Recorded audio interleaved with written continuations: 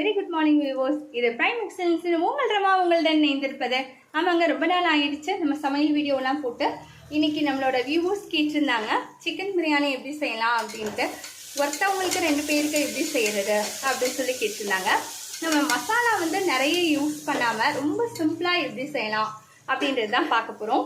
இப்போ பாருங்கள், நான் என்ன போட்டிருக்கேன் அப்படின்னு பார்த்தீங்கன்னா, தாளிப்பில் ஒரு பிரிஞ்சி இலை, 2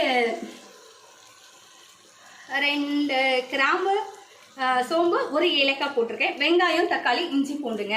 இப்போ இது ஓரளவு இதாகிடுச்சு.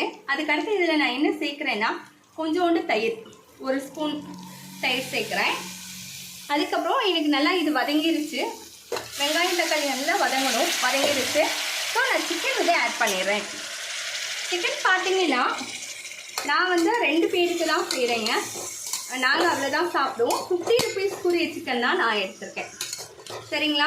ஸோ இந்த சிக்கன் பார்த்தீங்கன்னா வெறும் 50 ரூபாய்க்குரிய சிக்கன் என்னவோ அவ்வளோதாங்க இருக்கும்.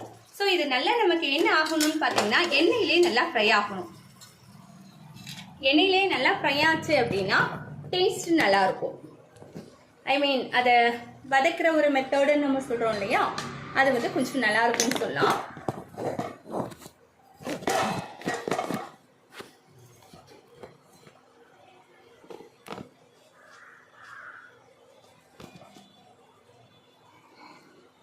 ஸோ நம்ம சிக்கன் போட்டுட்டோம். வெங்காயம் தக்காளி நமக்கு நல்லா வதங்கிருச்சு.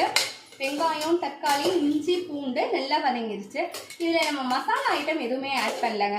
சிலர்லாம் சொல்கிறாங்க சண்டே ஆனால் எங்களுக்கு மசாலா நிறைய போடுறோம்.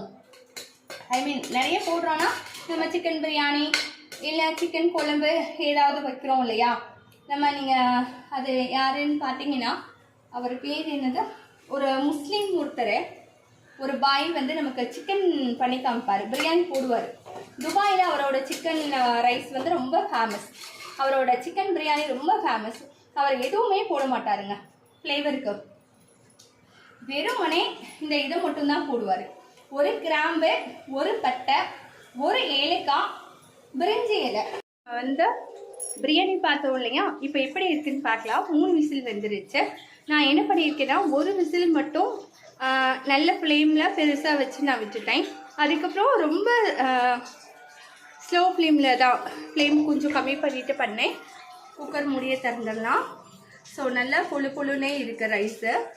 ரொம்ப உங்களுக்கு இதெல்லாம் கிடையாது. ஜஸ்ட் ஒரு மல்லித்தலை தூவி மட்டும் நம்ம இறக்கிடலாம். வாங்க வியூவர்ஸ், நம்ம சாப்பிடலாம்.